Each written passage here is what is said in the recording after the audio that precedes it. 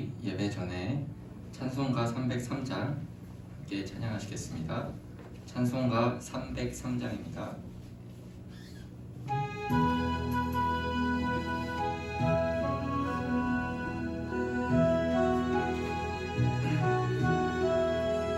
날 위하여 십자가에 중한 고통 받으사 대신 죽은 주 예수의 사랑하신 은혜여, 보배로운 피를 흘려 영영 죽을 죄에서 구속함을 받은 우리 어찌 찬양할까. 예수 안에 있는 우리 한량없이 즐겁고 주 성령의 위로함이 마음속에 차도다.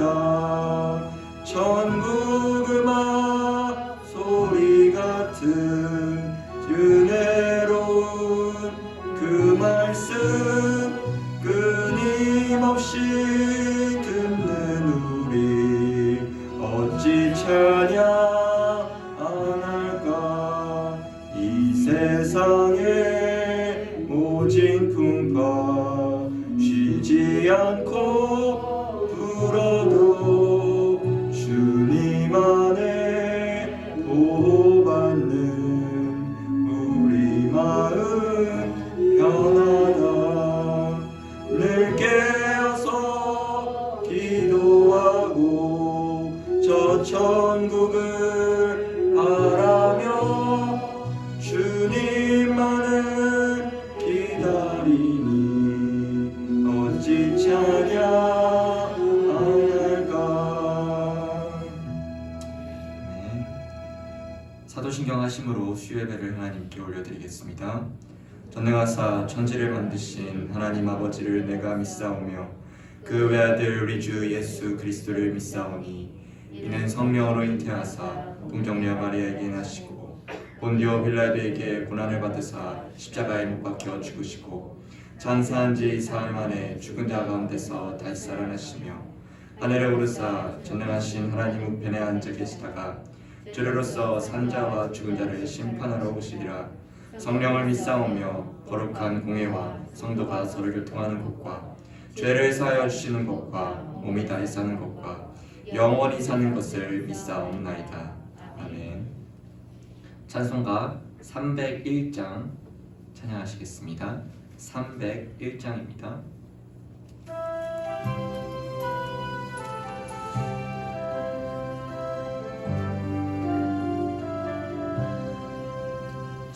지금까지 지내온 것 주의 크신 은혜라.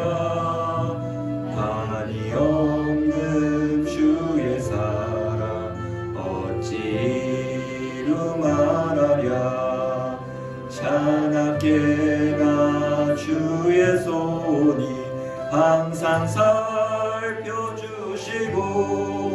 모든 일을 주 안에서 형통하게 하시네.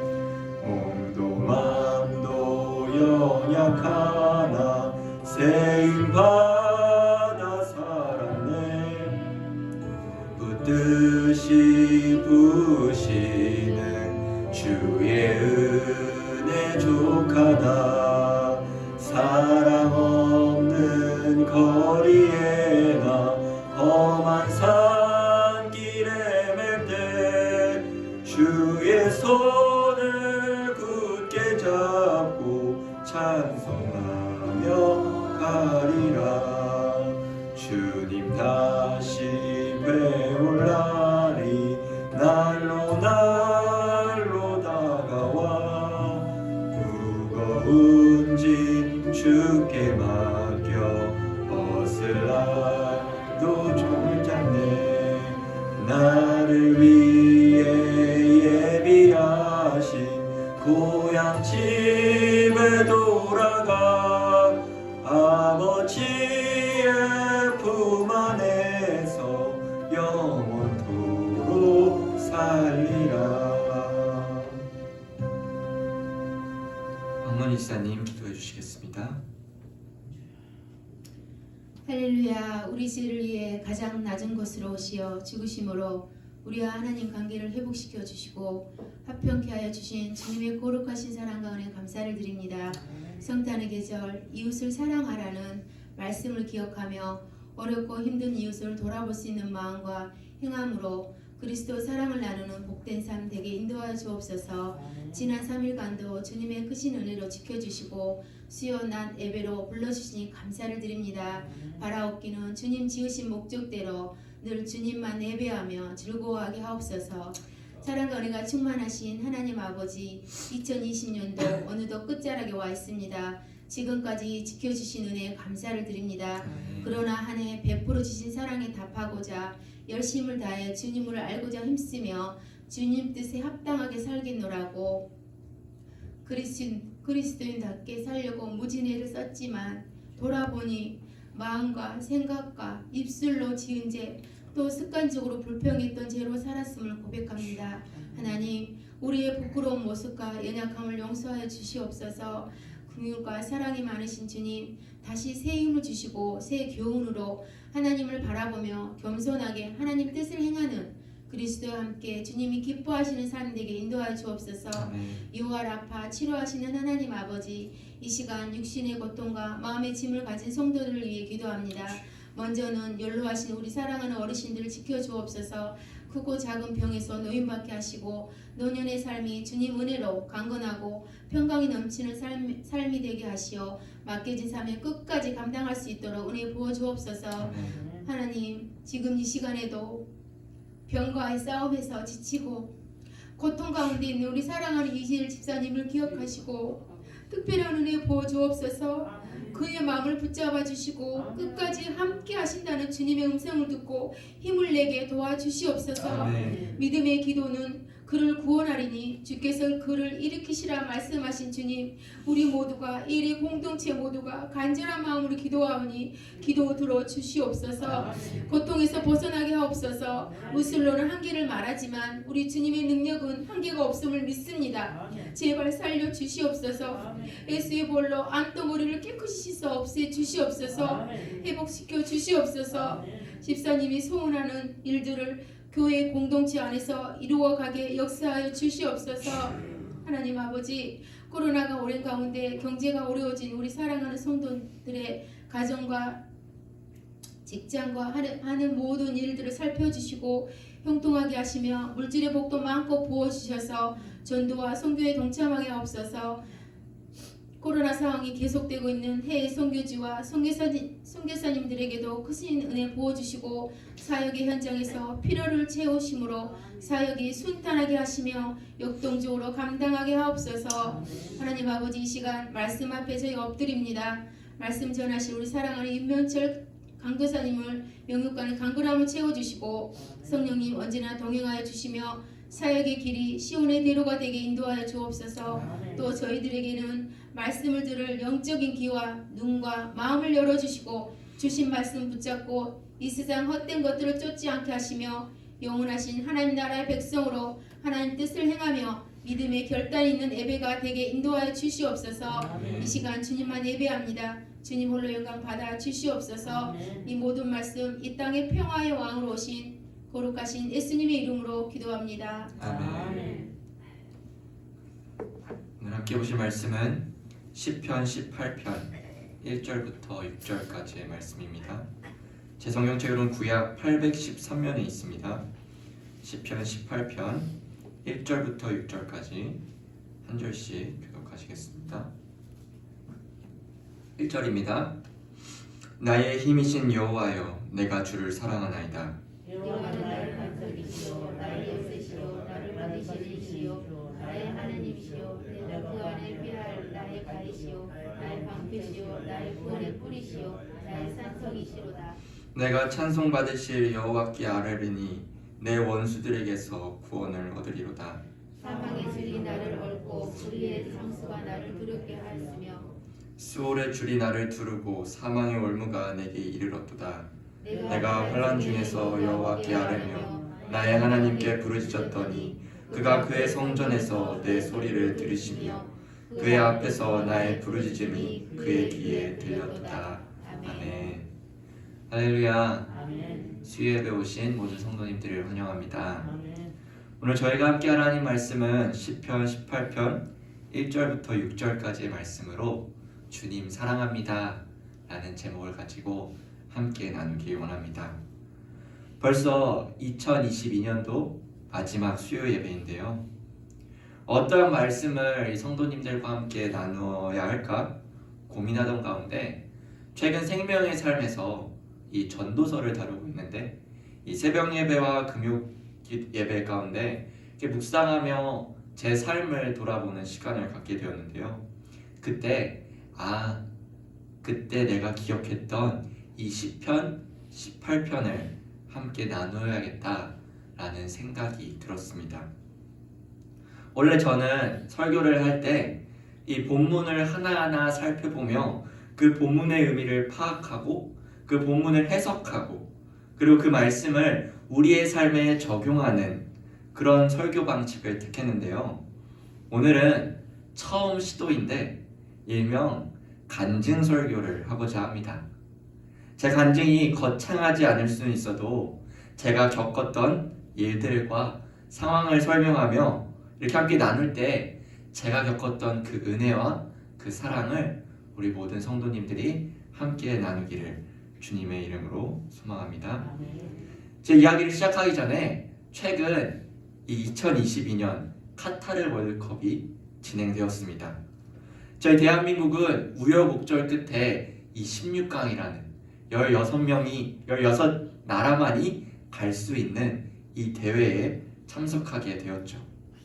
저는 대한민국도 응원했지만 다른 두 나라도 응원했어요. 하나는 신분상 진짜 나라인, 제 진짜 나라인 미국을 응원했고요. 두 번째는 리오넬 메시라는 축구 선수가 있는데 그 축구 선수가 아르헨티나. 그래서 저도 아르헨티나를 응원했습니다. 이 축구를 잘 모른다 하더라도 한 번쯤 어디선가는 이 리오넬 메시라는 아니면 메시라는 이름을 들어봤을 거예요. 지금 아마 축구 역사를 전체 따져도 세계에서 가장 유명한 축구 선수가 누구야? 라고 하면 리오넬 메시라고 얘기하겠죠.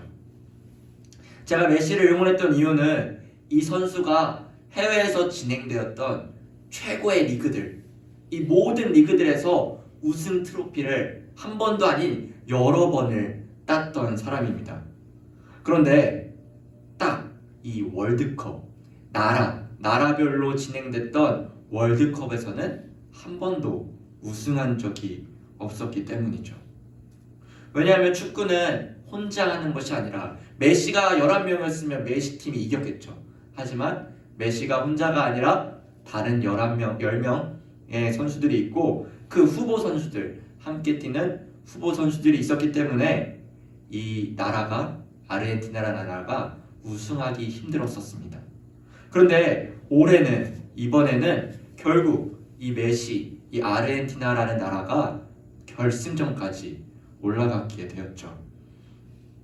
그런데 여기서 문제가 생겼습니다. 이 결승전에서 함께 싸우는 나라가 프랑스였는데 이 프랑스라는 나라가 그 전격가 2018년도 월드컵에선 우승팀이었어요. 그만큼 막강한 팀이었죠. 11명의 선수들을 포함하여 후보 선수들까지 우리가 아는 손흥민처럼 유명한 선수들이 다 프랑스에 있었던 팀입니다. 그래서 인터넷에는 많은 댓글들이 이렇게 달렸어요. 머리는 프랑스, 마음은 아르헨티나 라고 말이죠. 즉 머리로는, 상식적으로는 누가 봐도 프랑스가 당연히 이기는 건데 이 마음만큼은 그래도 이 최고의 선수인 메시가 우승했으면 좋겠다 라고 해서 그래서 아르헨티나가 이겨서 우승 트로피를 메시가 들었으면 좋겠다 라고 했고, 정말 그것처럼 정말 마음이 움직이는 대로 메시가 우승을 했죠. 제가 이렇게 서두를 길게 얘기하며 축구 얘기, 메시 얘기를 하는 이유도 여기에 있습니다. 저도 이걸 겪어봤거든요. 머리로는 알겠는데 마음이 그렇지 않을 때가 말이죠. 제 얘기의 시작은 2021년 4월입니다. 코로나가 한창이었을 때죠. 지금처럼 감기보다 조금 더 아픈 수준의 코로나가 아니었어요. 뉴스를 통해서 온갖 얘기를 다 하며 이 위험하다고 이 뉴스에서 강조했던 때죠. 한국뿐만이 아니라 전 세계가 심각해서 막 미국에서는 막 사상자가 너무 발생돼가지고 이 사상자들을 막 무덤도 없어가지고 그냥 흙에다가 묻고 그런 상황이었습니다.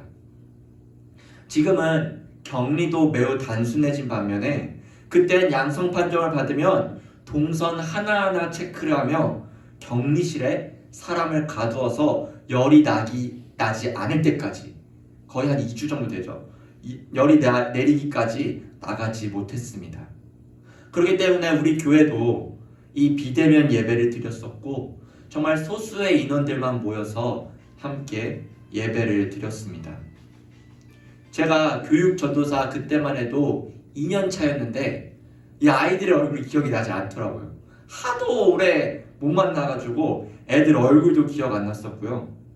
또 제가 유치부 청년들을 대상으로 성경 공부를 진행했었는데 또 정부에서는 4명 이상 못 모인다 해가지고 저 포함해서 5명인데 그래가지고 결국 둘 이렇게 나누어서 제가 귀찮더라도 이 청년들에게 말씀을 전해야겠다 해서 2번을 나누어서 성경 공부도 진행했습니다. 또 제가 땀이 많은 사람이고 이 심장병 때문에 숨이 일반 사람들보다 더 헐떡이는데 그럼에도 불구하고 항상 그 KF94 이 여름에 쓰면 너무 답답하고 너무 힘든데 쓰면서 방역을 철저히 지키던 사람이었어요. 원래는 이게 집에 들어오면은 손도 잘 안 씻고 그러던 사람인데 그때부터는 무조건 집에나 어디 카페나 어딜 가면은 항상 먼저 손을 씻으며 방역을 잘 지키는 매우 조심한 사람이었습니다. 그런데 결국 코로나에 걸리게 되더라고요. 수요일에 밀접 접촉자로 검사를 하게 되었고 목요일에 양성 판정을 받게 되었습니다. 이 얘기를 할 수 있는 이유는 이제 시간이 많이 지났고 이제 코로나도 좀 잠잠해졌기 때문에 이 간증을 할 수 있는 건데요. 사실 양성 판정을 받고 나서는 뭐 어떠한 감정이 나타났기보다는 정신없었습니다. 이 절차가 있는데 이제 아침에 양성 판정을 전화로 받고 이 정부에서 제가 일요일부터 그러니까 주일부터 화요일까지 무엇을 했고 누구와 있었고 그리고 어떤 일을 했는지 하나하나 설명하라고 하더라고요. 심지어는 제가 새벽 예배 끝나고 잠깐 이제 편의점에 가서 이제 군것질하러 뭘 사갔는데 그것까지도 영수증까지도 떼서 보여달라고 하더라고요. 그래서 알아보니까 제가 이 대한민국에서 1189번 확진자더라고요. 이 전화를 통해서 약 3시간 뒤에 격리시킬 거니까 너를 2주간의 짐을 챙기라고 했습니다. 당시 저는 이 비대면으로 총신 신대원에서 수업을 듣는 중이었기 때문에 노트북을 포함하여 막 이런 두꺼운 책들 한 4-5개를 이렇게 가방에 메고 바리바리 싸가며 준비했죠. 결국 이것도 인생 처음이에요. 앰뷸런스를 차를 타고 혼자 이 완전 방역이 다 돼 있어요. 이 앰뷸런스를 차를 타고 중구에 있는 격리실로 옮겨지게 되었습니다. 사실 이때만 해도 아픈 건 몰랐어요. 그냥 몸이 좀 으슬으슬 춥고 약간 오한기가 있는 것 같다 라고 했지 그저 정신없이 격리 직원의 지시에 따라 움직였어요. 격리실은 다행히도 여러 명, 막 4-5명 쓰는 곳도 있다 했는데 저는 저랑 딱 한 명, 모르는 분 한 명과 함께 썼기 때문에 마음은 편했습니다. 이때만 해도 저의 걱정은 딱 2가지였어요. 함께 걸렸던 가족들 중에 이 아이들이 너무 걱정이 되었고, 2번째는 이 월요일부터 화요일은 학기 중이었기 때문에 새벽 예배에서 잠깐 왔던 거 말고는 제가 접촉한 사람이 없는데, 주일에, 하필이면 주일 밤에 제가 한 청년과, 우리 교회 청년과 30-40분 밖에서 길을 걸으며 대화를 나눴어요. 그래가지고 마스크를 저도 벗지 않았고 그 청년도 벗진 않았는데, 그 청년이 혹시 나 때문에 코로나에 걸리지 않을까? 그게 너무 걱정되고 두렵더라고. 그래서 그 친구에게 바로 이 상황과 이런 걸 다 연락했어요.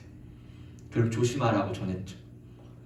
비록 이 격리실에 갇혀서 2주를 지내야 했었지만, 함께 격리한 이 처음 보는 사람도 말도 잘 통하고 밥도 맛은 없었어요. 막 식어 빠진 도시락이었는데 그래도 건강해야 낫겠구나 라는 마음에 잘 챙겨 먹었습니다.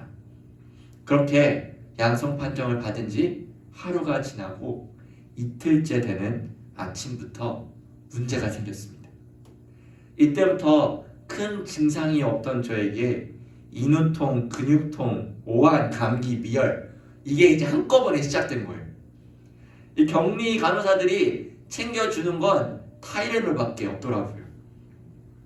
이게 최대한 버텨보려 했는데 이 아픔의 시작은 차츰차츰 커져 가기만 했습니다. 또 몸이 아파지다 보니까 또 다른 걱정이 생겼는데, 제가 심장병인데 이 심장병으로 인한 기저질환자들이 폐나 심장에 코로나 바이러스가 들어가면 문제가 생길 수 있다라는 뉴스들을 이게 떠올라지게 되더라고요. 그래서 격리실에서도 사실 1-2번 정도 이 폐검사를 합니다. 근데 이게 약간 형식적이기 때문에 뭔가 마음이 불안하더라고요. 그리고 몸은 점점 아파지니까 그것도 불안해서 어떻게 할까 하다가 결국 권사님의 도움으로 이렇게 막 간호사들한테 따졌어요. 왜 애를 이따구로 두냐? 라고 하셔가지고 결국 저는 그 다음날 낮에 이 격리실에서 보람에 있는 병원으로 옮겨지게 되었습니다. 그때 참 다행이다 라고 생각했어요. 병원에 옮기다 보니 여기는 이틀에 한 번인가 이 폐검사랑 이 약간 엑스레이 같은 걸 찍더라고요. 그뿐만이 아니라 만에 하나 나에게 큰 문제가 생겨도 여기서는 치료해줄 의사도 있고 바로바로 응급실로 갈 수 있는 길이 있으니 감사하다고 생각했죠. 몸은 그다지 좋지 않았지만 그때만 해도 버틸만 했습니다. 다음날 이제 저녁은 병원에서 먹게 되었는데, 이때도 열심히 먹어서 얼른 이곳을 나가야지 라는 마음으로, 진짜 제가 반찬도 이제 교육자들은 잘 알겠지만 반찬을 많이 먹진 않아요. 근데 그날은 반찬 다 먹으면서 정말 밥을 완전히 먹었는데 그게 마지막 제대로 된 끼니라는 걸 예상하지 못했습니다. 딱 4일차가 넘어가면서부터 몸이 너무 아프더라고요. 분명 공부하겠다고 과제해야 된다고 막 책을 이따만한 것들 한 4-5권 들고 와서 막 그것도 힘들었는데, 이게 두통까지 함께 오니까 이 공부는커녕 이 글씨를 읽는 것조차도 너무 싫더라고요. 그리고 그날부터 입맛도 완전히 사라지고 인후통 때문에 이 밥 먹기도 힘들어서 밤 공기도 못 먹고 남기게 되었습니다. 이 아픔의 강도는 점점 높아졌죠. 이 성도들과 통화할 때면 괜찮습니다. 조금 아픈데 그래도 버틸만해요 라고 말했지만 사실 독감 그 이상의 수준의 아픔을 겪었어요. 우선 열이 떨어지지 않으니까 이 정신이 나가더라고요. 하루하루 코로나의 증상은 악화가 되었고, 열이 심해질 때면 우선은 바로 이제 해열제를 줘요. 해열제를 먹고 다시 잠을 들다가 이제 해열제가 먹으니까 이제 열이 좀 줄죠. 그럼 이제 정신이 좀 이제 깨어지려고 할 때 다시 또 열이 나요. 그럼 또 이제 해열제를 먹고 다시 잠들다가 이거를 이제 계속 반복해요. 이거를 4일 동안, 즉 8일차까지 이렇게 지냈습니다. 6일과 7일차에는 여러 가지 일들을 겪었는데요. 우선 6일차부터는 아예 밥을 못 먹었어요. 밥에 그 쌀 냄새 있잖아요. 야, 우리 지금 맡으면은 뭐 구수하다? 뭐 좋다 라고 하겠지만 그때 그 쌀 냄새를 맡아도 헛구역질이 나오더라고요. 그때 알았죠. 이게 임산부가 얘기하는 입덧이구나. 나중에 내 와이프가 입덧할 때 이때 난 정말 잘 챙겨줘야겠구나 라는 사실을 알게 되었어요. 진짜 삼시세끼를 이렇게 밥을 챙겨주는데 그 밥이 도착하는 순간부터 냄새가 살짝 오는 것부터 이제 속이 울렁거리고 구토를 할 것 같더라고요. 그래서 7일차부터는 아예 나 못 먹겠다 라고 얘기하니까 그때는 이제 두유 같은 영양음료인가? 약간 이제 밥을 제대로 못 먹는 사람들을 위해 그거를 준비했는데 처음에는 목으로 그냥 넘기니까 그래 밥보다는 낫다라고 했는데 8일차에는 아예 이것도 못 먹겠더라고요. 결국 8일차 저녁부터는 이 포도당을 여기에 꽂아가지고 포도당을 이렇게 넣어줬습니다. 그뿐만이 아니라 밥을 안 먹어서인지 몰라도 아니면 코로나 증상 때문인지 몰라도 한 번은 위인지 장인지 막 뒤틀릴 정도로 아프더라고요. 한 15초 정도 아팠는데 짧았죠. 15초면 짧은데 숨이 못 쉴 정도로 막 이럴 정도로 숨을 헐떡거렸어요. 이게 식은땀이 나는데 뒤에서부터 여기 머리부터 뒤에가 쫙 나는데 정말 비 오듯 다 젖더라고요. 15초인데 난생 처음 느껴보는 그런 고통이었습니다. 또 제 몸은 앞서 얘기한 것처럼 이 롤러코스터처럼 계속해서 고열이 엄청 났다가 해열제를 먹고 내리면 그때 좀 정신을 차리고 다시 열이 나면 또 해열제를 먹고 이런 상황이었죠. 그렇게 8일차 되는 밤이 되었는데요. 공부를 못하니 그냥 편하게 쉬면서 드라마나 유튜브나 보자 라고 생각했는데 몸이 너무 아프니까 드라마도 눈에 안 들어와요. 유튜브에서 아무리 실컷 깔깔대면서 웃고 있어도 저는 웃음이 나오지 않더라고요. 그리고 그날 밤은 특히 몸이 아팠습니다. 그날도 똑같이 약을 먹고 잠에 들기 전 이렇게 혼자 이어폰을 끼고 설교를 들었어요. 지금도 동일하지만 그 전에도 설교에 대한 관심이 많았기 때문에 저는 종종 자기 전에 이 예배 설교를 틀어놓고 잠을 자는 버릇이 있었습니다. 그래서 우리 교회 담임 목사님 말씀뿐만이 아니라 다른 교회, 정말 여러 교회에 있는 목사님들이 이분들 어떻게 설교할까, 어떤 메시지를 전할까 막 이런 걸 들으면서 잠을 잤었는데 그날도 동일하게 했었죠. 몸은 너무 아픈데 무언가라도 들어야 할 것 같은 심정이었어요. 그러던 가운데 설교의 본문, 그 설교의 본문이 오늘 저희가 읽은 본문의 말씀이었는데요. 오늘 본문 1절을 보시면 나의 힘이신 여호와여 내가 주를 사랑하나이다 라고 적혀 있습니다. 설교자가 말씀을 시작한 지 3분 만에 이 구절을 듣고 눈물이 조금 나더라고요. 왜 그랬을까요? 은혜 받았을까요? 사실 아니었어요. 이 말씀을 들으니까 억울하고 답답한 거예요. 지금까지 참아왔던 눈물이 터져 나오더라고요. 누군가를 이렇게 원망해서가 아니라 나를 이 지경까지 만드신 하나님께 원망이 나오더라고요. 왜 하필 나인가? 왜 내가 걸려야만 했는가? 난 방역도 잘 지켰고 열심히 지키기 위해 성경공부도 따로 했었고 좀 마스크도 쓰기 싫은데 썼고 기저질환자라 걸리면 안 될 사람인데 그냥 좀 몸 좀 건강한 사람이 걸리고 나는 좀 이렇게 좀 예외시켜서 하면 되지 않았을까? 왜 이렇게 나를 만드신 걸까? 다른 확진자는 별로 아프지도 않는데 나는 격리실에서 여기 앰뷸런스 타고 병원까지 옮겨지면서 그것도 이제 롤러코스터처럼 아픈 나를 왜 이렇게 내버려 두시는 걸까?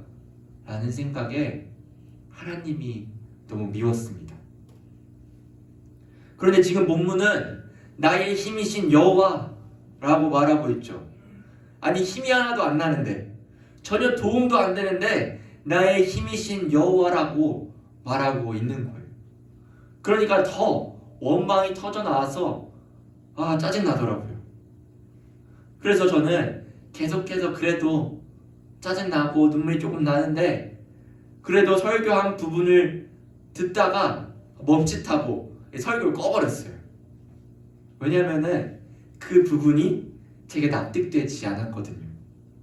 그 부분이 뭐였냐면 오늘 본문 1절을 이 히브리어 원문으로 보면은 순서가 뒤바뀌어져 있다고 그 사실을 설교자가 전하더라고요. 그래서 제가 나중에 확인해 봤어요. 다 낳고 나서 이 어플로 이 히브리어 원문을 볼 수 있는 걸 보니까 직역하면 이렇게 되더라고요. 가로되 내가 주를 사랑합니다. 여호와 나의 힘이시여 라고 말이죠. 저는 지금까지 이렇게 알았어요. 나의 힘이 되신 여호와가 있기에 내가 주님을 사랑한다고.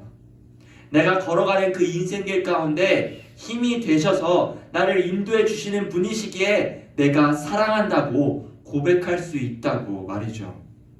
틀린 말은 아닙니다. 다 맞는 말이에요. 그런데 원문은 그렇게 이야기하지 않더라고요. 시를 쓴 다윗은 지금 하나님에게 내 힘이 되어 주시기 전에 먼저 내가 하나님을 사랑한다고 고백한 것입니다. 설교를 통해 그 사실을 알게 되니까 도저히 못 듣겠더라고요. 그래서 제가 멈칫하며 설교를 꺼버렸어요. 왜냐하면 순간 제게도 이런 질문이 찾아왔는데요. 이런 질문이었어요. 명철아, 너는 이런 상황 속에서도 나를 사랑할 수 있겠니? 이 질문이 내게 탁 오니까요. 대답을 확실하게 못하겠더라고요. 머리로는 너무나 잘 알고 있어요. 날 끝까지 붙잡아 주실 분이라고. 언제나 함께 해 주실 거라는 것을 너무나도 잘 알고 있고 신학까지 배우고 있었는데 제일 영적으로 이 신학교에 가면은 제일 영적으로 뜨거운다고 얘기해요. 그런 상황이었는데도 불구하고 제가 그걸 몰랐을까요? 다 알죠. 다 아는데 내 마음은 멈춰지더라고요. 선뜻 네 주님, 저 주님 사랑해요 라고 대답 못하겠더라고요. 대답 못하는 나를 돌아보니까 이제는 하염없이 눈물이 멈추지 않더라고요. 계속 눈물이 흐르는데 대답을 못하다 보니까 설교 영상은 보지 못하고 오늘 본문 말씀 1절부터 6절을 그냥 핸드폰으로 이렇게 봤어요. 1절부터 6절까지 차근차근 읽었는데요. 우리도 다 같이 6절을 한번 읽어볼까요? 다 같이 읽겠습니다. 시작. 내가 환난 중에서 여호와께 아뢰며 나의 하나님께 부르짖었더니 그가 앞에서 손에 소리를 들으시며 그의 앞에서 나의 부르짖음이 그의 귀에 들렸도다. 아멘. 이게 멈춰진 상태에서 6절을 읽으니까 하나님께서 나의 부르짖음을 듣고 계실 거라고, 내 소리를 들으실 거라고 막 그게 마음에 생기는 거예요. 그래서 그때가 한 밤 11시 반 넘어서였는데 그때 눈물을 흘리며 말도 못해요. 목이 너무 아파가지고 말도 못해서 마음속으로 간절히 기도했습니다. 나를 도와달라고, 지금 이 아픔 가운데서 나를 건져달라고 그대로 부르짖었어요. 간절히 기도하다 보니까 변화된 건 없어요. 머리로 알고 있던 나의 하나님을 또 한 번 생각하게 되더라고요. 하나님이 나에게 해주었던 것은 무엇일까? 하나님이 나와 함께 있을 때 내가 변화되었던 건 무엇일까? 라는 걸 생각하며 저의 인생을 돌아보게 되었는데요.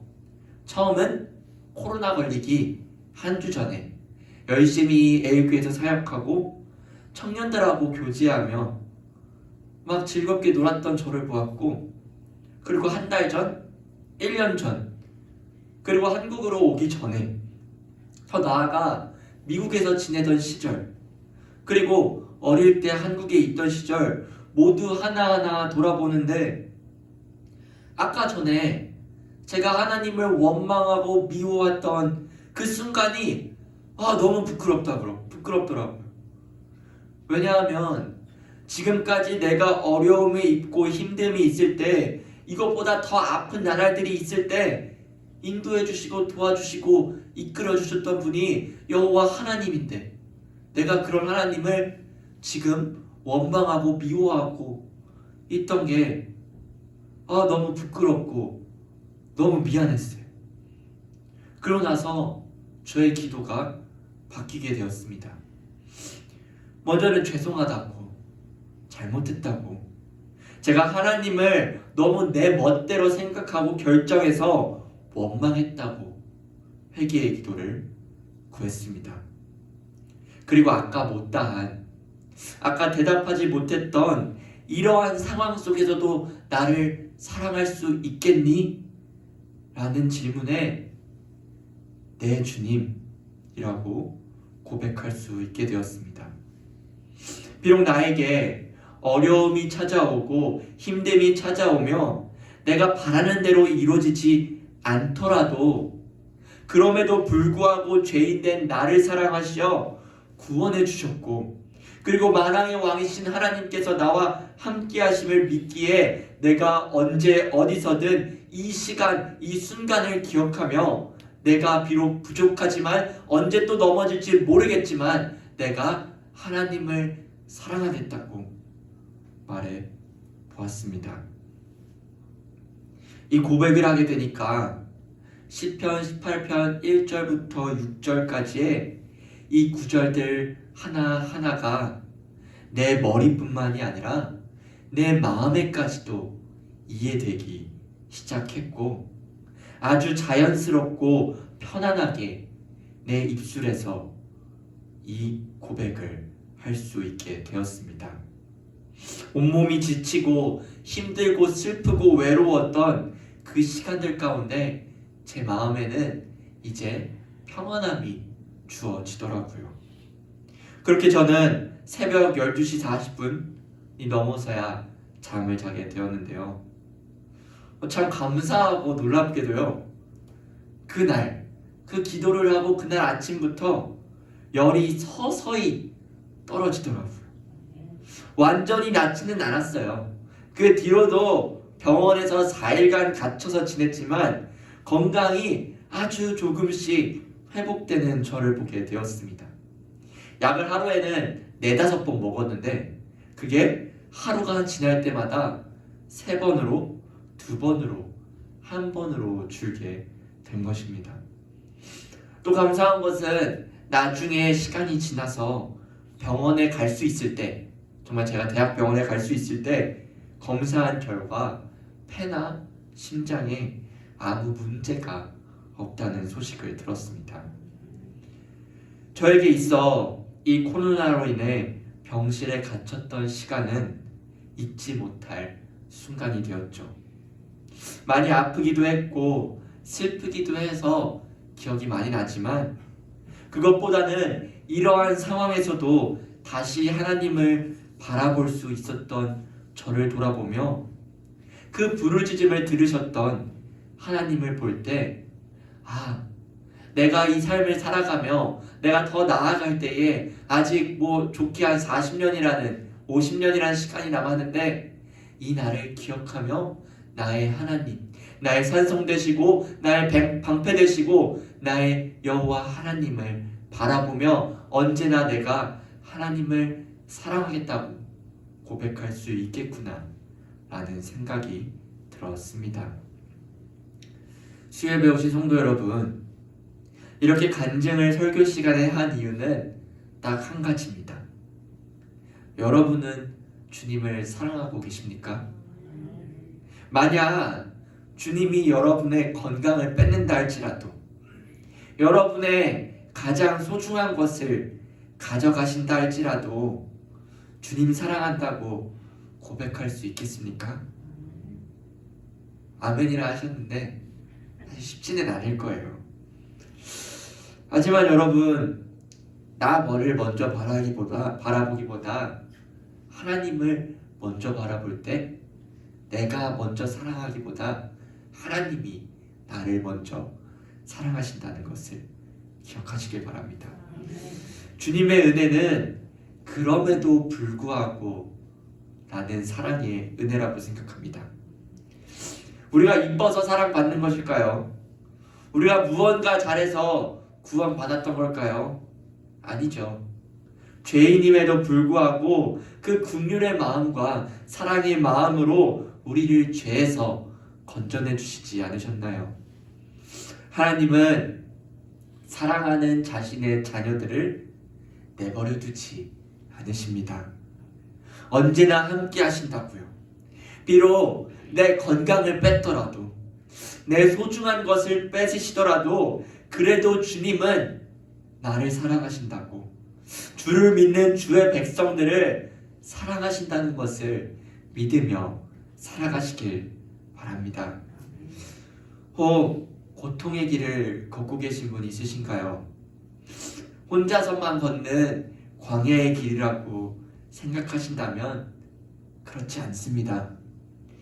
비록 그 고통 속에서 어떠한 결과가 나올지는 인간인 우리는 알 수 없습니다.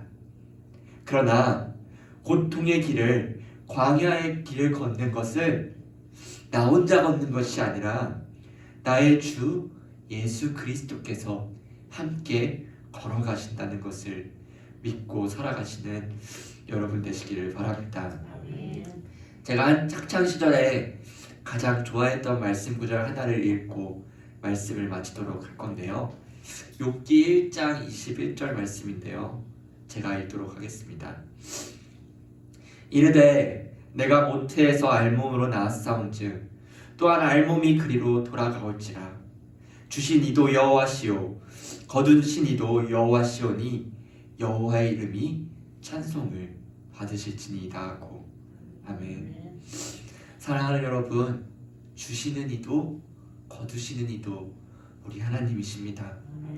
우리는 그저 그분의 이름을 찬송하고 예배할 자들이죠.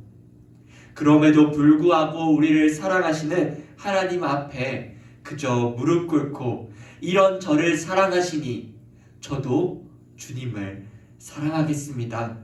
어떠한 상황 속에서라도 끝까지 주님 사랑하겠습니다 라고 고백하며 나아가시는 모든 에일의 성도님을 되시기를 주님의 이름으로 소망합니다. 기도하겠습니다. 우리 하나님 아버지, 내가 주님을 사랑합니다. 내가 어떠한 상황이 있을지라도, 비록 나의 몸이 아프고 힘들고 지치고 낙심되고 정말 어렵더라도, 그럼에도 불구하고 나를 사랑하시는 주님이 나와 언제나 함께 하시기에 내가 주님을 사랑하겠다고 고백할 수 있는 우리 모든 에일의 성도들 될 수 있도록 주님 도와주시옵소서. 특별히 우리 에일교회 가운데 많이 아픈 환우들이 있습니다. 주님, 그들을 기억하여 주시옵시고 그들을 붙잡아 주시옵시고 그들 또한 정말 이 시편의 이 다윗의 고백처럼 내가 언제나 주님을 사랑하겠다고 고백할 수 있는 우리 환우들 될 수 있도록 도와주시옵시고 그들을 붙잡아 주시옵소서. 감사드립니다. 주님, 예수님의 이름으로 기도드립니다. 아멘. 먼저 광고 말씀 읽겠습니다. 금요기도의 인도는 권성호 목사님, 특송은 구역장 원잘, 찬양은 찬양대장, 지휘자 리더. 1월 1일 신년 감사 예배가 있습니다. 2023년 제1차 특별 새벽 기도회가 1월 2일 월요일부터 7일 토요일까지 새벽 5시 30분 분당에서 있습니다.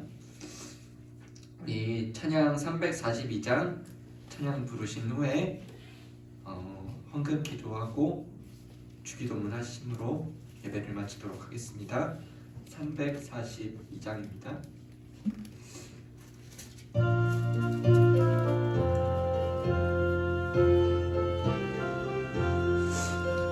너 시험을 당해 죄 짓지 말고 너 용기를 다해 곧 물리치라. 너 시험을 이겨 새 힘을 얻고 주 예수를 믿어 늘 승리하라. 우리 구주의 힘과 그의 위로를 빌라. 주님 내 편에 서서 항상 도우시리. 내 친구를 삼가 잘 선택하고 너네 을삼가 늘 조심하라. 너 열심을 다해 늘 충성하고 온 정성을 다해 주 봉사하라. 우리 구주의 힘과 그의 위로를 빌라. 주님 내 편에 서 항상 도우시리. 잘 이기는 자는 상 받으리니 너 낙심치 말고 늘 전진하라. 내 구세주 예수 힘 주시리니 주 예수를 믿어 늘 승리하라. 우리 구주의 힘과 그의 위로를 빌라. 주님 내 편에 서서 항상 도우시리. 아멘. 기도하시겠습니다. 하나님 아버지 감사합니다. 오늘도 수요 예배 나와 하나님께 예배하러 나왔습니다. 주님 예배하는 손길 가운데 주님 오늘 말씀을 기억하여 주시옵시고 정말 우리가 어떠한 상황 속에서도 주님을 바라보며 주님의 사랑을 잃지 않게 도와주시옵시고 정말 우리가 주님 바라보며 나아갈 때에 언제나 주님 함께 하신다는 고백을 잃지 않게 도와주시옵소서. 우리가 나아오는 가운데에 헌금으로 주님 예물을 드립니다. 주님 이 예물을 드리는 손길 가운데서 주님의 그 복이 있게 하여 주시옵시고 주님이 나의 산성 되시고 나의 방패 되시는 이 고백이 그 입술의 고백이 내 삶의 고백까지 연결되어 나아갈 수 있도록 주님 우리 모든 성도들을 주님 붙잡아 주시옵소서. 감사드립니다. 주님 예수님의 이름으로 기도드립니다. 아멘. 주기도문 하시겠습니다. 신우리 아버지여 이름이 거룩히 여김을 받으시오며 나라의 임하옵시며 뜻이 하늘에서 이루어진 것 같이 땅에서도 이루어지이다. 오늘날 우리에게 일용할 양식을 주옵시고 우리가 우리에게 죄 지은 자를 사하여 준 것 같이 우리 죄를 사하여 주옵시고 우리를 시험에 들게 하지 마옵시고 다만 악에서 구하옵소서. 대개 나라와 권세와 영광이 아버지께 영원히 있사옵나이다.